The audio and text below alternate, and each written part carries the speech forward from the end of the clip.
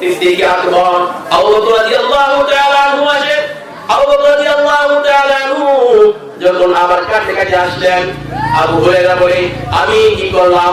আবু বকরকে সালাম দিলাম, আসসালামু আলাইকুম ওয়া রাহমাতুল্লাহ। আবু হুরায়রা বলে আমি কি করলাম? আবু বকর সিদ্দিককে সালাম দিলাম। আবু বকর রাদিয়াল্লাহু তাআলা আনহু সালামের উত্তর দিয়া উনি নামাজে চলে গেলেন। আমাকে কোনো কিছু বললেন না, আমাকে ভালো মন্দ কোনো জিজ্ঞাসা করলেন না। আমি আমার পথের মধ্যে দাঁড়িয়ে রইলাম। এখন তাকে দেখি এই পথ দিয়া ফারুক আযম ওমর রাদিয়াল্লাহু তাআলা আনহু আসে। ওমর রাদিয়াল্লাহু তাআলা আনহু যখন আমার কাছে আসলেন, আমি ওমর রাদিয়াল্লাহু তাআলা আনহুকে সালাম দিলাম। ওমর রাদিয়াল্লাহু তাআলা আনহু আমার সালামের উত্তর দিয়ে চলে গেলেন। আমাকে ভালো মন্দ কোনো কিছু জিজ্ঞাসা করলেন না। আবু হুরায়রা বলে আমি আমার ওই পথের মধ্যে দাঁড়িয়ে রইলাম। এখন তাকে দেখি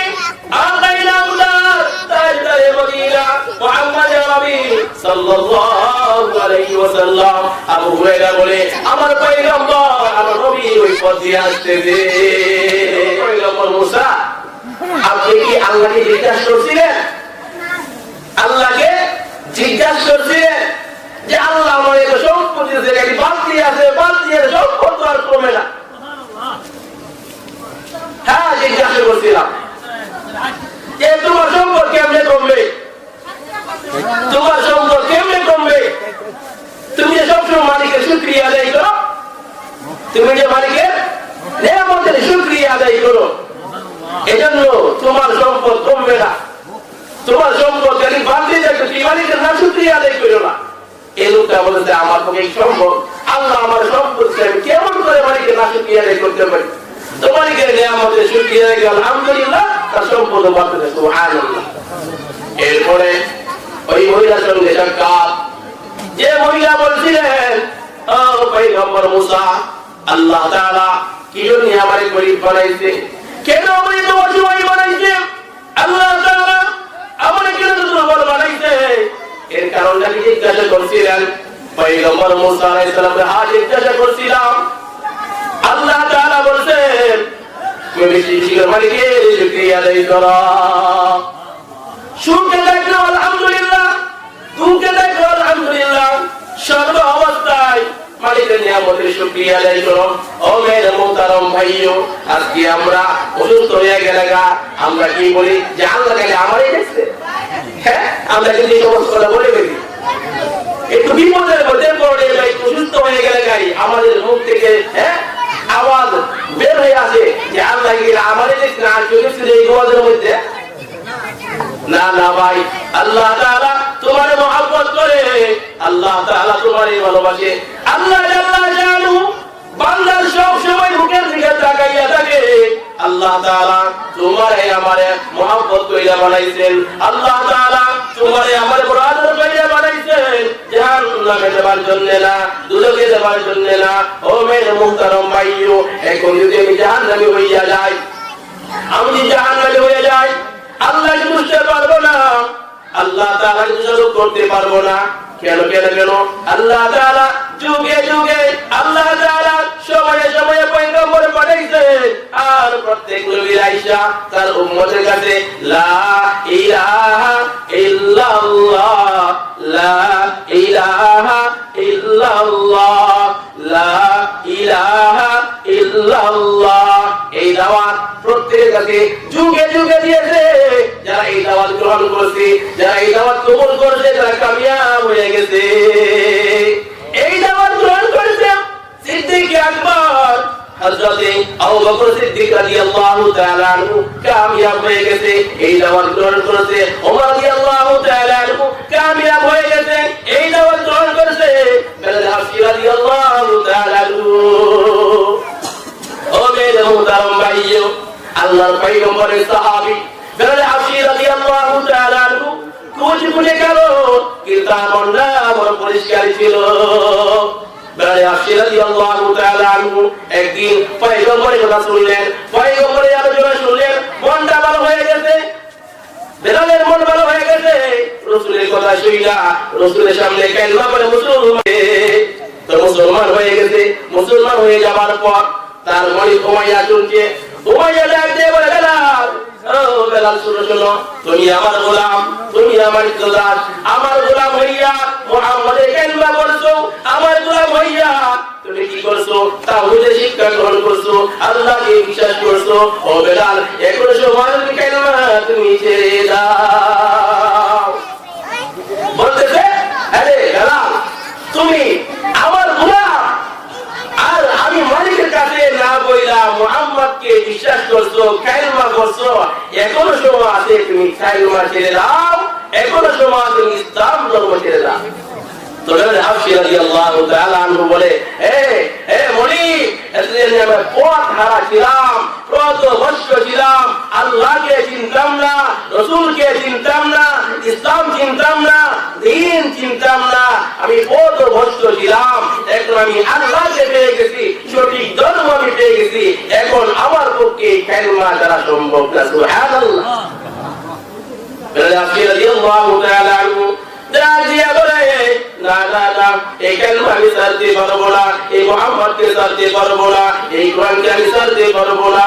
যেহেতু এই কথা সে বলছে, এরপর তার উপর জুলুম শুরু হয়ে গেছে, তার উপর অত্যাচার শুরু হয়ে গেছে। কেমন অত্যাচার, কেমন অত্যাচার! ওই লোকটা বলতেছে, তার মালিক বলতেছে, হাই তাহলে কি করো, শাস্তি দাও, শাস্তি দাও, কি শাস্তি? গোড়ার মধ্যে নজিব আছে, গোড়ার মধ্যে হলে লম্পর ছেলেদেরকে বলে তাকে কি করে হেসে নিয়ে যাও, হেসে নিয়ে যাও, হেসে নিয়ে যাইতেছে। শরীর ক্লান্ত হয়ে গেছে গা, দুর্বল হয়ে গেছে গা, বেহুশ হয়ে গেছে, এক পর্যায়ে মাটির মধ্যে লুটিয়ে পড়ছে, আর কথা বলতে পারে না।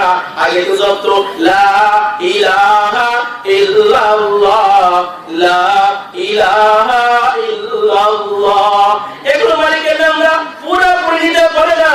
এখন শুধু বলে আহাদুল আহাদ, ও মালিক, ওই সমস্ত কাফেররা আমার উপর জুলুম করতেছে, ওই সমস্ত কাফেররা আমার উপর অত্যাচার করতেছে, ও আল্লাহ আপনি কিন্তু রাগ করবেন না, ও আল্লাহ আপনি কিন্তু বোঝা পাবেন না।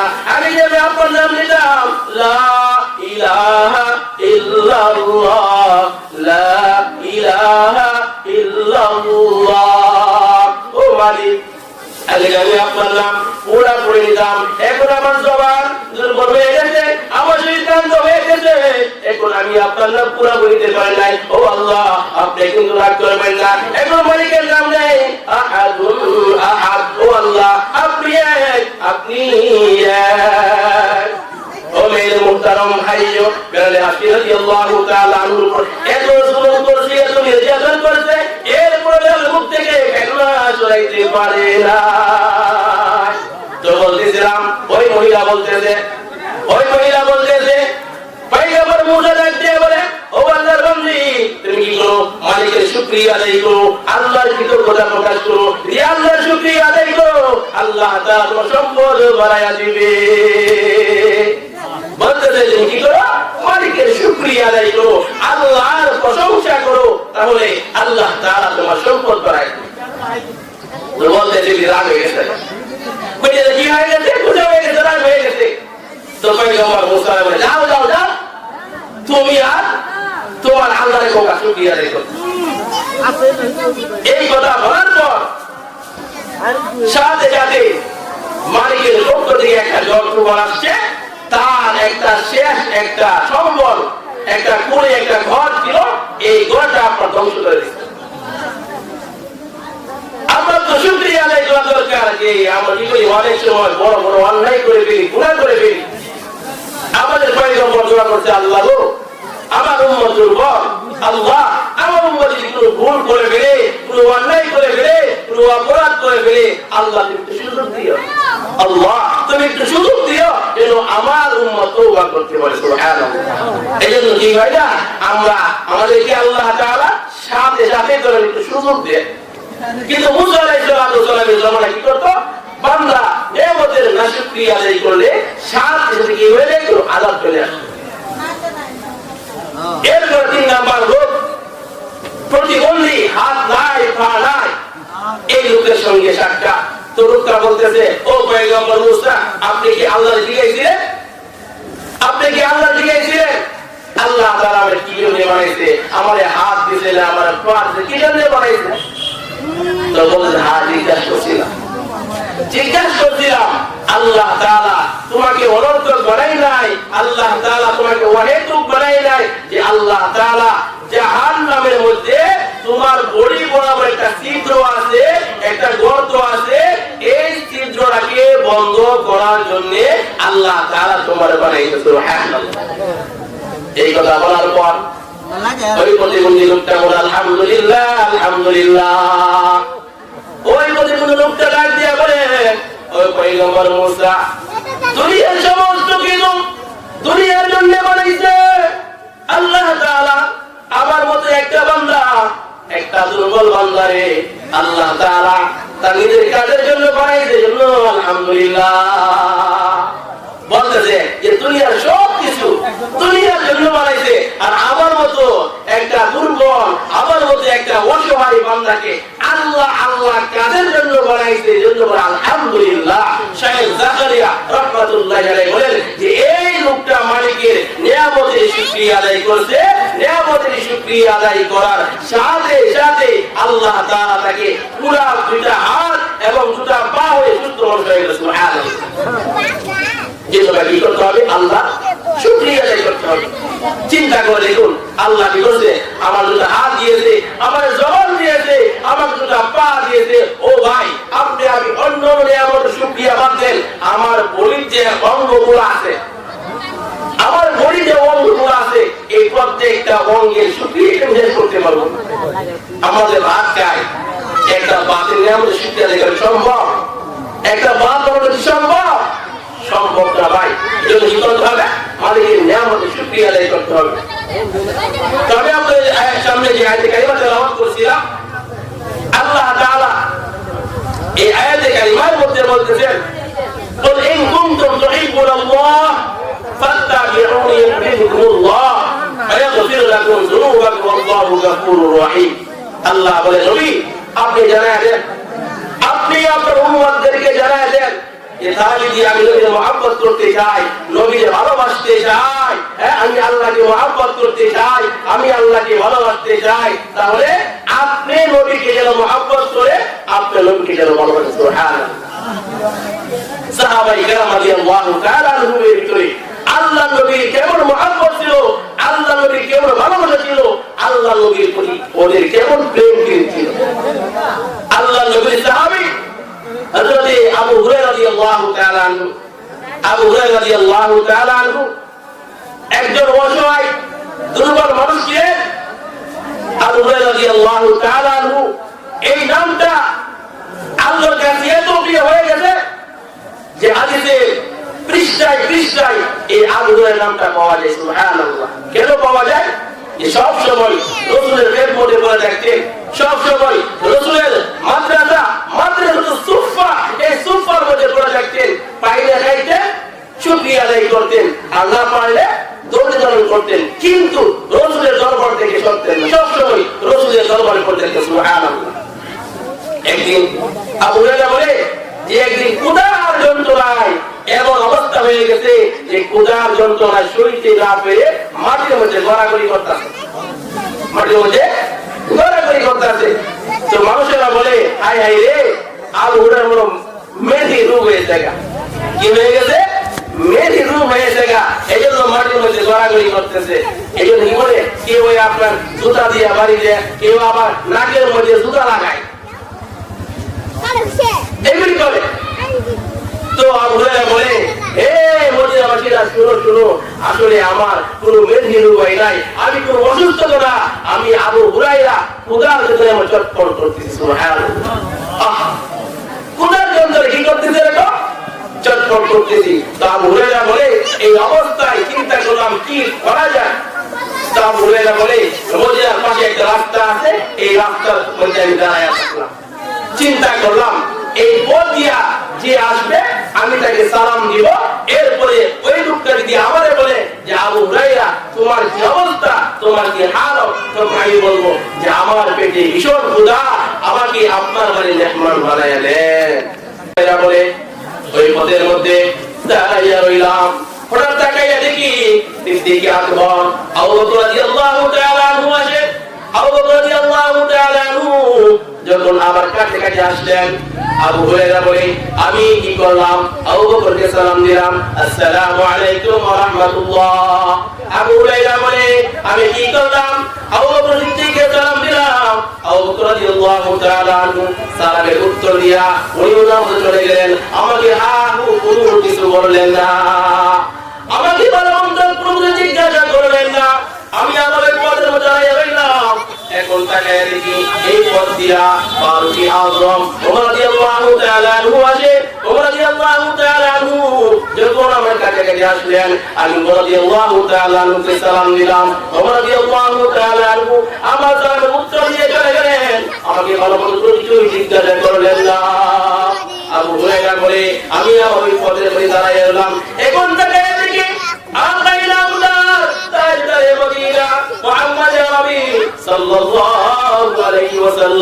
আবু হুরায়রা বলে আমার পয়গম্বর আমার নবী ওই পথ দিয়ে আসতেছে।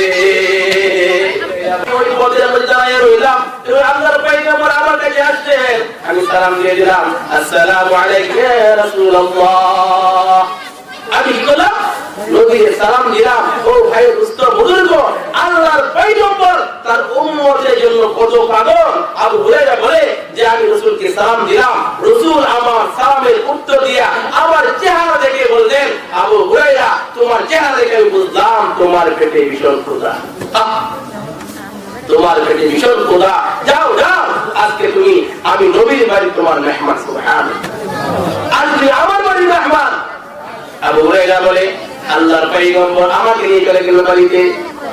বাড়িতে নিয়ে আমাকে এক পাশে বসে গেলেন, ঘরের মধ্যে গেলেন, বিবিকে জিজ্ঞাসা করলেন আমার ঘরের মধ্যে কোনো মেহমান আসছে, ঘরে কি খাবারের কোনো ব্যবস্থা আছে কিনা?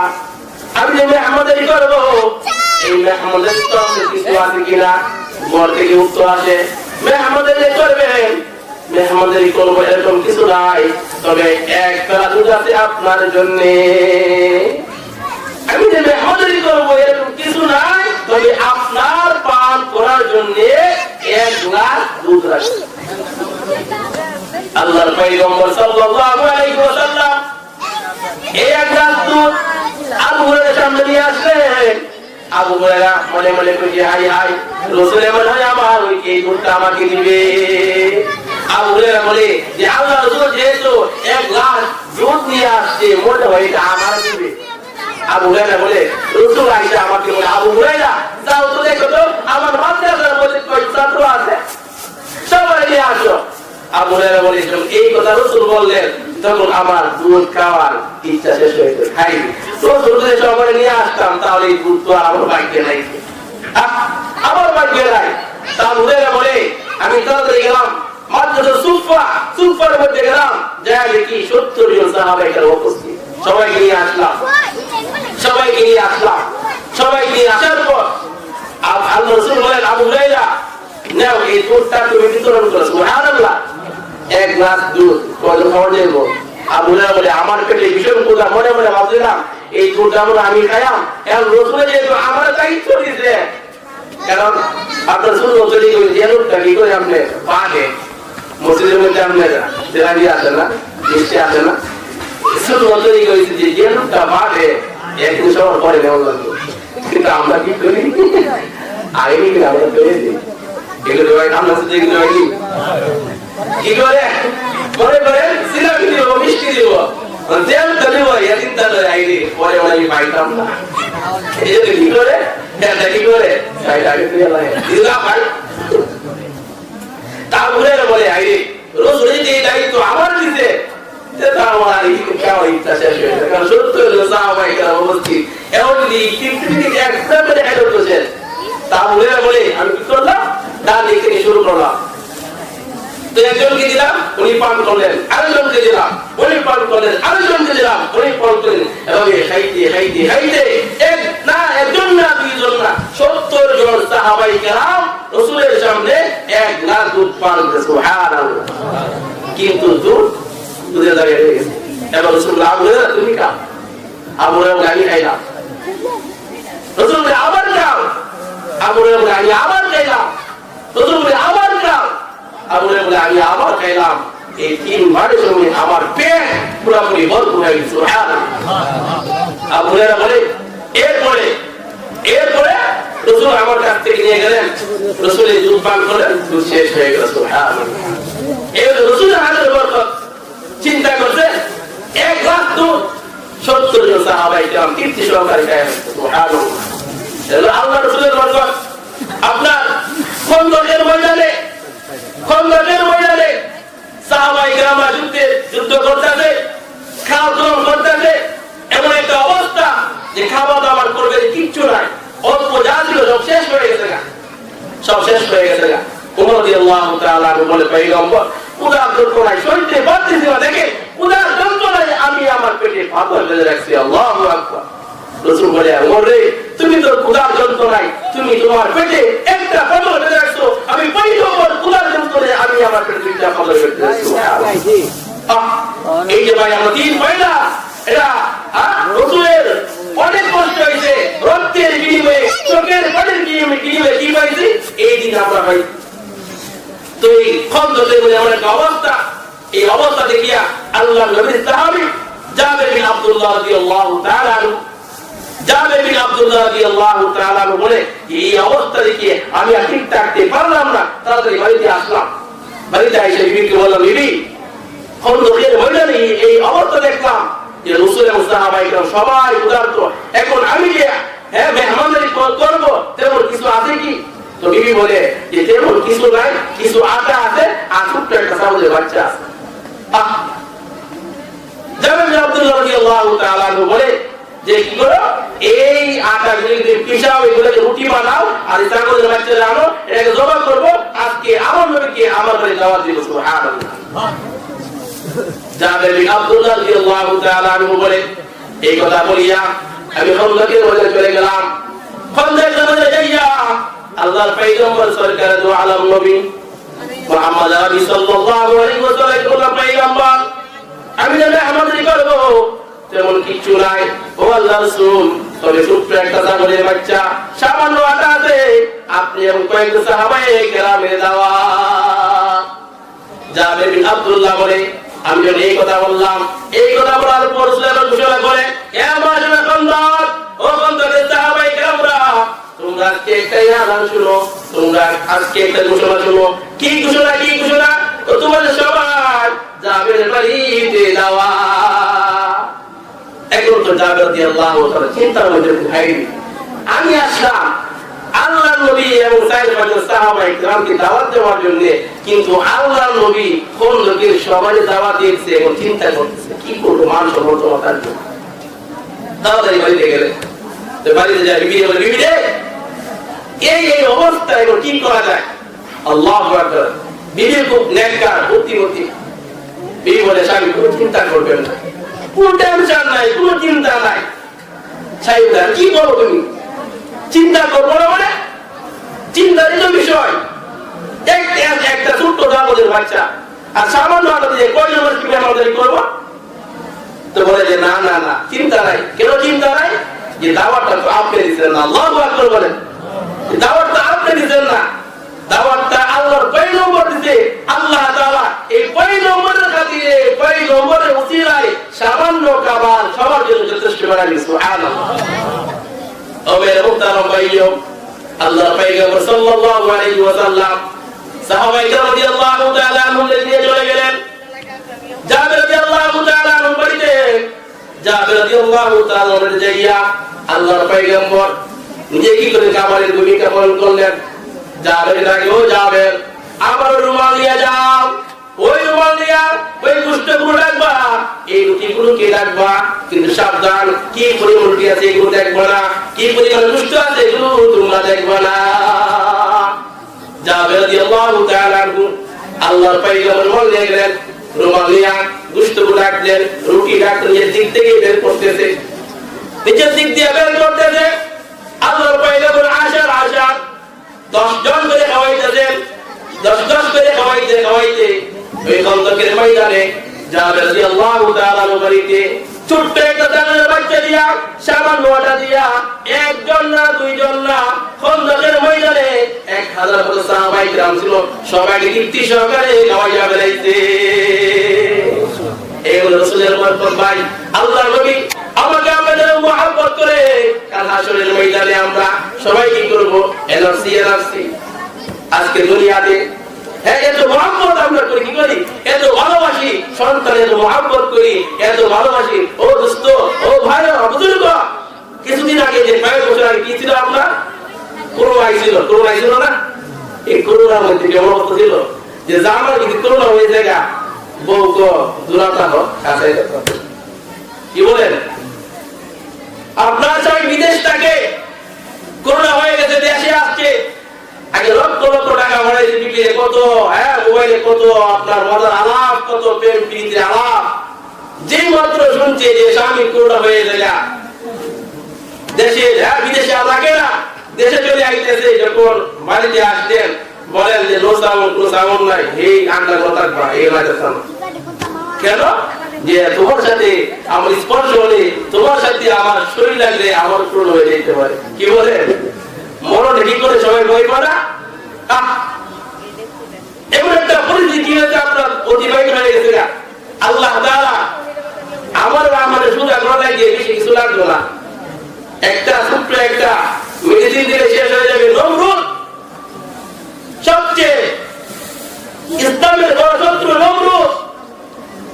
এই নমরুদ কি করছে? সে এমন একটা পরিস্থিতি আপনার করছে, সে নিজেকে পূজাপাঠি করেছে, মূর্তির সামনে যে কি করে পূজা করছে, আর সবাইকে বলে যে কি করো, আমারে আমার পূজা করো। আল্লাহ যে তোরে মারা লাগে আমার বেশি কিছু লাগছে না, বড় কামার দরকার নাই, বড় অস্ত্রের দরকার নাই, একটা কি করছে ল্যাংড়া মজা লাগাই দিতেছে।